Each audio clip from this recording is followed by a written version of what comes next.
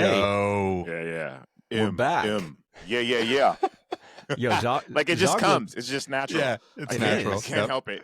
Like when you have a mic like this, like you just have to. Like otherwise, I mean, maybe I'll hold it like this. Maybe this will stop it. You could hold it really low, like Bob Barker. His was that really skinny, tall one, but you could do that. Yeah, just hold it. I'll hold it proper like this, and that way, I don't get encouraged to be like, yeah. So I'm alone in my room. Sometimes I stare at the wall. Like, so I'll just hold it. I'll just hold it here to stop myself from losing it. He holds the mic like that, and instantly his inner dialogue says, "Turn me up in the headphones." Turn me up. Yeah, 100%. My check 1 2 1 2. Can y'all hear me in the back? Okay. Oh man, we're back, Hilarious. Y'all. Good to see you guys. Welcome back to the Cars and Kicks podcast. We're back-ish. This is really just going to be a catch-up episode because we've all had a lot going on, and we've got a lot actually coming for the podcast as well. Yes. So we wanted to just, get back into your feed. We're popping back in your RSS. We're spinning the block in your RSS feed. That's all it is. That's it. I'm saying? So we want just climbing back up that we got the algorithmic rhythm going, whatever you want to say. We could come up with a lot of dad puns, I guess. But we're back. Yes. For those that don't know, if this is your first time watching the Cars and Kicks podcast, I am Jacques Slade. I am 1/3 of the coolest Cars and Kicks crew that you've ever seen. I talk about mostly sneakers on this show, and I ask really simple questions about cars that they answer for me, even though I should probably know it by now since we've been doing this podcast for so long, but I still don't know a lot of stuff that I probably should know. But you know what? We're not talking about my trauma right now. I'm going to toss this over to Nick so he can intro himself. My name's Nick Engvall. I'm kind of the guy that dances in both of these fields, let's say. Been into cars for a really long time, been into sneakers for even longer. And really, I just kind of keep these guys on track because they have a tendency to go off track a little bit. Not in the real world, thankfully. They're both very great drivers. If you want, you can go back and listen to some of the old episodes. But Erik, what's good, man? How you been? I'm good, man. Obviously, we've been away for quite a while. I don't think I've shaved since the last time we did one of these podcasts, so disregard this. I don't know. I don't even know what I was telling before we got on the mic. I look like I just came off the dirt track. Got my ass caught this old dirt track hat, this beard going. I just want to talk about it. I just ran that A-main, came up turn forward, leaning up. I don't even know what I'm doing here, but either way, I'm welcoming myself back in an awkward way because we are rusty and we haven't done this in a while. But it's good. It's good to finally be back doing something. We have, for those of y'all listening, Jacques and I have been talking off air, so to speak. Life has been lifing. Some of it good, some of it not so good, but that's just how it goes. And so we our timeline got pushed back a bit, but we like Jacques said, we wanted to pop back into that RSS and let y'all know we're still here. We do have a lot of cool stuff coming. This isn't going to be a full episode, but we're just going to kind of catch you up on what we've been doing, maybe some of the highlights of stuff we've got coming up individually, and then some of the guests that we are starting to line up for the podcast. So yeah, we're back at it, just like we never left, like riding a bicycle. Exactly. Like riding a bicycle. So let's do a bit of an icebreaker back, like an icebreaker to get us back. This is called the Cars and Kicks podcast. Your space, your personal space. Yes. What do you prefer, cars or kicks? Oh man, I guess I'll chime in first because I started to already.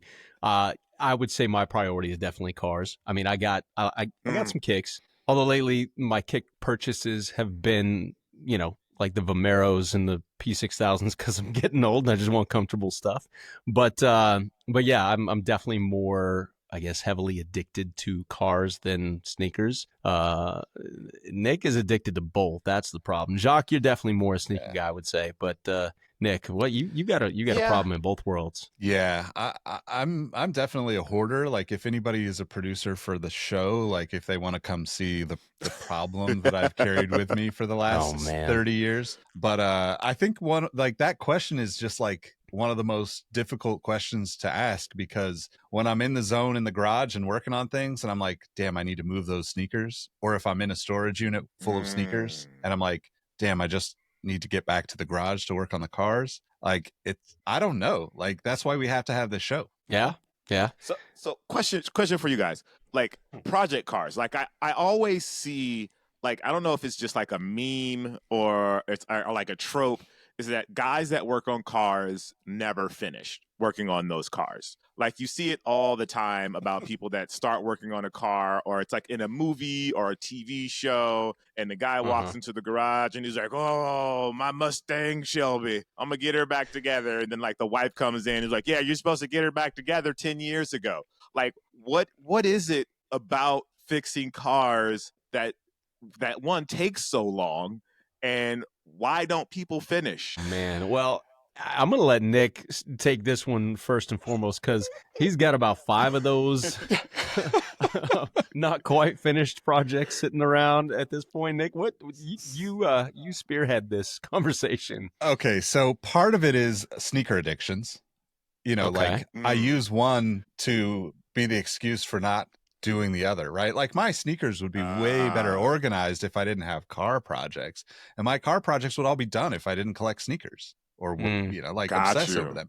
No, really, like for me, it's like I like my teenage years through my early 20s, like I built stereo systems, did electronics, car alarms, remote starts, all that crazy stuff. And I think like it's a perfection thing for me. Like I have so many parts that are that I've chased for years that are like one day I'm going to get them on the car, but I always end up prioritizing either doing something on the car I'm driving right now or doing something on somebody else's car. So like back when I was like doing that for a profession, it was always like the running joke of like you could tell the real like car audio installers because they had the cars that were completely incomplete and they just threw something in that slapped but was never really complete. So like Yep. that's kind of the where I am in it. And like I really do that. Like I'll have like my brother was up here, needed to change some belts on his car recently. We swapped wheels on his car a few months back. Like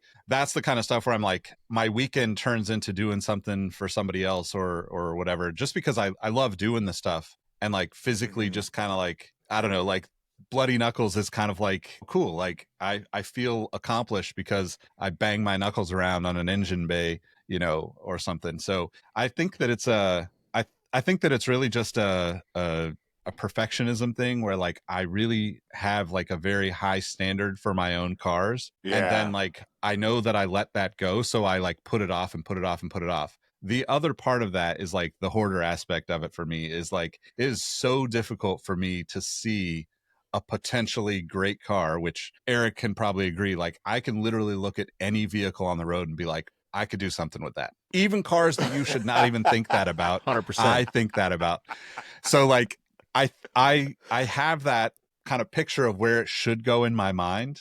And then the progress to get there starts with like accumulating things rather than just doing the one thing at a time to get there, if that makes sense. Yeah, there's some it truth in does. a lot of that. Jacques? Like, so when I think about you guys, you two, like it's almost like you guys are two different car guys. Like I feel like Nick is more of a tinkerer than you are. Eric, you're more like a let's get on the track guy. I feel like you're more like the speed, like the speed of cars seems more enticing to you. To me, I mean, from my perspective, it seems like the speed of cars and like that on track experience and driving and like maximizing every like horsepower out of that car seems more in your world. Whereas Nick feels like, I'm going to build something crazy today. Kind of like he has more of like the tinkerer spirit in him. Is that accurate, or am I wrong about that? It's about 30% accurate. Okay, and let me explain why. So back in the day, I was very much like Nick. I started off in high school building audio systems for my, all my homies in my garage and everything like that. And is this like is audio systems like a gateway drug to be in the car? Totally. Okay, hold on, Eric. Let me throw a little tidbit in here. I think I said this on the show before, but I bought my first car, an 81 Honda Prelude. I was 13 years old. I had 2 Serwin Vega 10s when I was 12 years old. Like the first money that I earned, I went and bought subwoofers and a box. I didn't even have a car. Wow. I just knew that it was gonna happen. They were on sale at Best Buy. It was an open box, and I was like, I have to have those.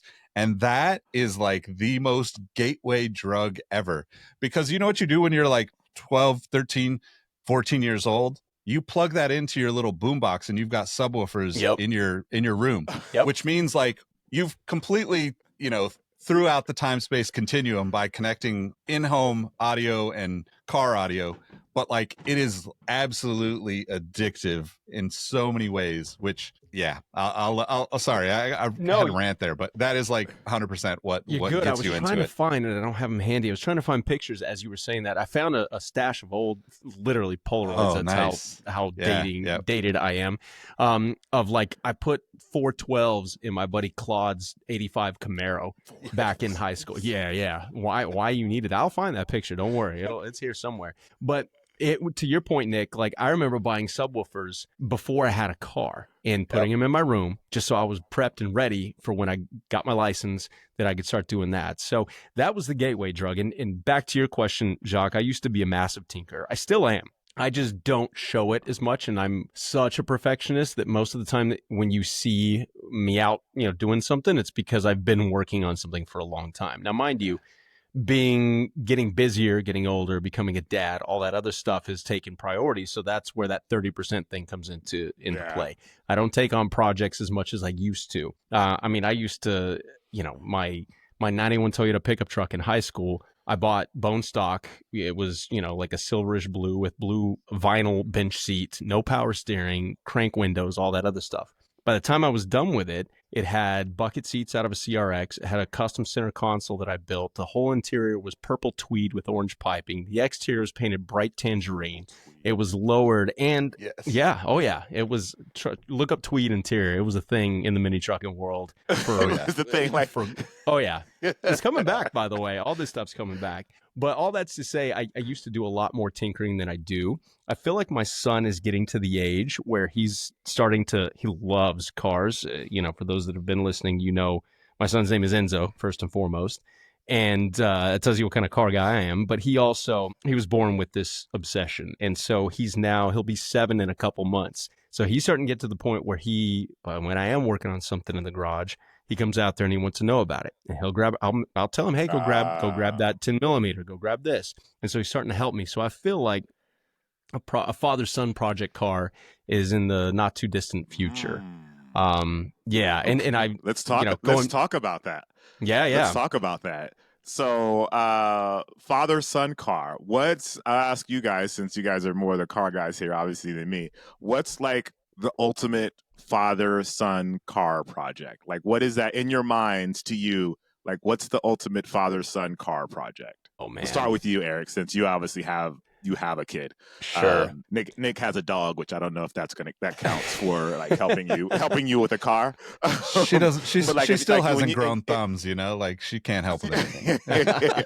So what's how does that play out for you, like that father-son car project in your mind? I know, like as a dad, I feel like you already have like this whole process kind of played out in your head. What does that look like for you? So I think it's a generational thing. I think when we were growing up, a lot of, my dad wasn't a big car guy per se, but a lot of his friends were. And like my father-in-law is a huge car guy, and the stuff that he was attracted to is old muscle cars. That's just that era of growing up that, our parents' age, that's what they grew up with. That was the cool thing, is the muscle cars and stuff. Yeah.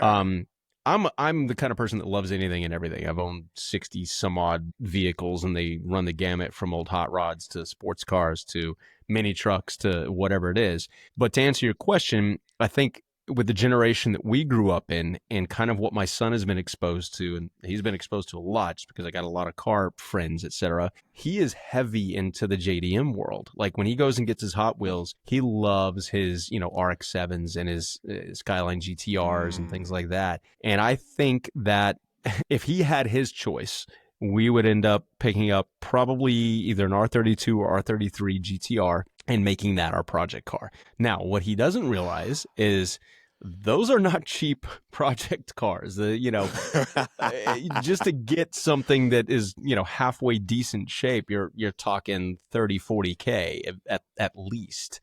And, then you got to, part of the fun is sourcing parts from Japan and things like that and building it. But, mom also wants to put a pool in the backyard and other things. So I don't know that the project Skyline GTR is happening right now, but I think that will be, not in the too distant future. I will say, going back to like my OCD-ness and my preparedness and stuff like that over the break since we last did the podcast, like I'm getting my garage ready. There's no project car in it right now, but my garage, I redid the garage floors. I did something that I've wanted to do since I was a kid, and I put a 4-post lift in my garage. So I've got a 3-car garage, and in the third bay, there's now a 4-post lift, and the 72 Chevelle sits on top, and there's a big empty space below it. So I got room for another car. But all that's to say, it is prepped and ready for whatever project comes next. I just need to make more money is what it comes down to.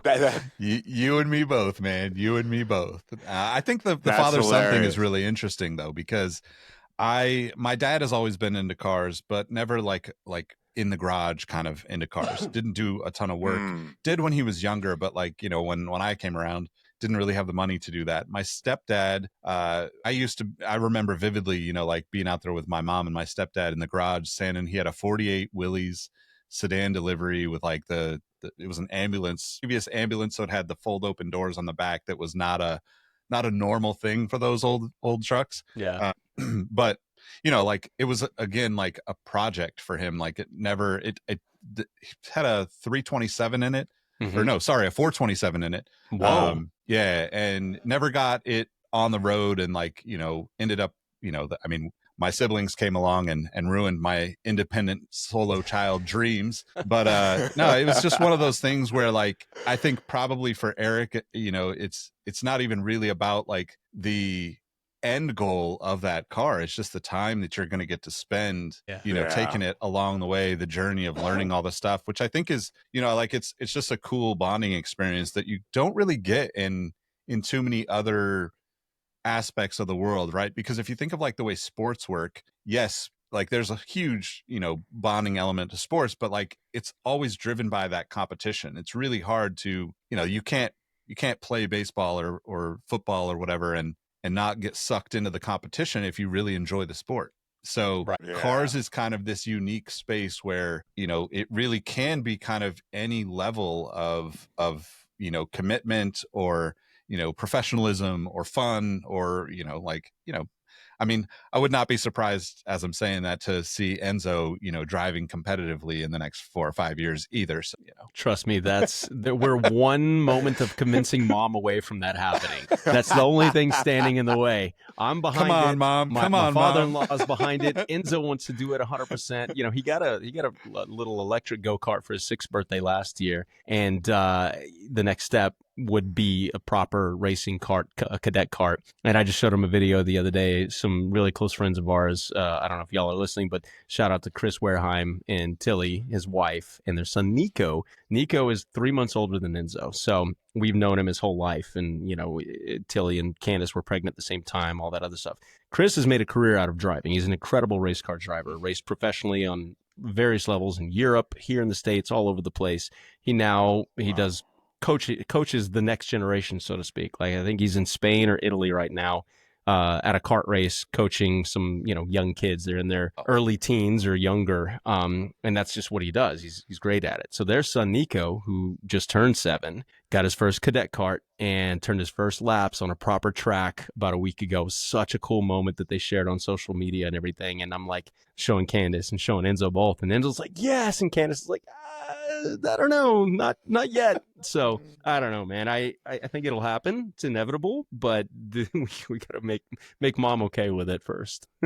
So for those that are listening that don't know what a cadet cart is, like how is that different from like a go-kart? Just for people listening, because some people are listening and they don't know the difference between those two. So if you could just like let them know. I mean, Jacques, why don't you go ahead and tell the people? It's so a cadet cart. Oh, he's got a mic. And a he's got a mic issue. Is that what's going on? Yeah, his mic's not working. Can y'all? So, okay, I'll tell him. I'm sorry. Yeah. So this is why you got to watch the pod, because right now Jacques is miming everything, not pretending that his mic is not working. It's just literal technical difficulties. So a cadet cart, for those of y'all that don't know, is basically it's a kid cart. It's a smaller sized go-kart. Now, mind you, they are still plenty quick. I don't know what the specs are nowadays, but they're running, I don't know, they probably make somewhere in the neighborhood of like 15, 20 horsepower. So you've got, little 7-year-olds out there ripping around at like 50 miles an hour in some cases. It's no joke. 50 in a go-kart is insane. Like, the fun ones that we all go do at like K2 and, places like that, you're lucky to see 25, 27 miles an hour, here and there. And it still feels fun. So imagine double that, but now you're 7 years old and you're out there with a bunch of other 7-year-olds. So cadet karts they're proper racing machines, just scaled down for kids, basically. Now I want a cadet cart. I want to race. Man, I was doing something at KBB, but apparently not. One thing we need to all do at some point is go out. I don't even know if they're still running. They might be, but I used to work at the Bondurant School. We've talked about that a bit in the past on the pod. Out in Arizona, I was a shifter kart instructor out there. And, I don't know if that school's still running or not. I need to reach out, and I doubt many of the people that I worked with are still there. They've gone on to, have illustrious racing careers, et cetera. But you need to, and Nick, I don't know if you've ever experienced it, but y'all need to experience a shifter kart at some point in your life. It is mind-blowing how ridiculously quick and well handling those things are. And there's a reason why, people like Fernando Alonso, when he's got an off weekend during race season, is at the track in a shifter car. There's some sort of, even if it's not a shifter, just a 125cc, pro kart of sorts, because karts are the best training tool for motorsports, period. It would blow your mind. So at some point we need to make that happen. If anybody out there's listening, I'm down. It's at Bondurant or somewhere that has access to, I know out here in Dallas, we got a really good facility with some cool karts. If y'all come out here and visit me, then we'll get you out there, and it'll blow your mind. Love that. We should probably say, shoe, because this is the Cards and Kicks podcast. There's a shoe in this box. But yeah, just giving you guys just a little taste of what we've got coming. Obviously, talking a lot about cars, talking a lot about kicks, but we also have some special guests coming on. I know we have a race car driver coming on. We have couple of sneaker designers coming on the show as well. We have some people from the car space as well that are doing some things in the car space. So we have the new season is going to be a lot more interviews with people that are in the space, in addition to me talking about my dreams of rebuilding the Infinity that I have outside. Because I know that's really compelling content. Your project car that we all want on this. That's my project car for that really compelling podcast content, rebuilding an Infinity from 2007. Don't hate people. Hey, there's probably a lot of people that would love to do that. Yeah, I will say though, I saw like a Sentra from like the 90s out on the road, and like that was one of the first cars that I had, and I was like, man, that would be really cool to like bring that Sentra, get a Sentra and bring old it back. SERs, man. Yeah, man. I was like, dang, this might be am I having a Nick and Erik moment right now? The influence is real, man. So that's like in the back of the head, just kind of running around back there. Trina's listening to this, like, no. Not a chance. You are not putting that anywhere near. Jacques gonna be like, well, but Erik, he put one of these lifts in his garage. Why can't we do that in ours? Then we still, it doesn't take away from the space, and just then I'll have room for it. Yeah, dude, I was literally about to ask you, like, wait, how high does your garage ceiling need to be to get one of those things? Ours is 10 feet, so you need at least 10 feet, really. Anything bigger is better, but yeah, you got room. You got room? Good to know. I don't know. Okay. I think my ceilings are only like 10. I think they're barely 10 feet. They're barely 10 feet. And we have like a freaking crossbar right in the middle, which really messes everything up. Anyway, my dreams of having a project. I'll just put it in the driveway and just throw like a tarp over it. You know what I'm saying? Like just put it in the driveway and throw a tarp over it. You are becoming a true car guy right now, Jacques. This is your moment. That is true car guy speak right there. That's hilarious. Oh man. Anyway, now we do have some really great guests. Sorry, it cut out. Go ahead. No, go ahead, Erik. My bad. No, I was just going to say, to piggyback on what you said with the guests coming up, I'm going to name drop a few. Just, we don't want to pigeonhole ourselves and everything, but some of the people that we've talked to that are definitely coming up. We don't know exact dates yet, but we got Eric Kendricks, is a huge car guy, one of the best linebackers in the NFL. He's coming on at some point. Samantha Tan, who you mentioned, female race car driver, super talented. Her story is incredible. She's coming on. Aaron Cooper, sneaker, god, basically. He's talked about coming on. Yeah. Santino Ferrucci, IndyCar driver, he's coming. I mean, the list is long here, and one of my favorite guests that I can't wait to have on is Michael Rapetti, who he's the founder and owner of the Motoring Club, and they literally just had an event doing the two things that we are talking about. They had a Nike Air Max DN8 event at the Motoring Club in LA. So he's going to be a great person to have on because he's as obsessed with both worlds as we are. So a lot of really great, guests lined up, a lot of other content that we're working on as well. But like we said at the top of this, we just wanted to come on and let y'all know we're still here. We're still kicking.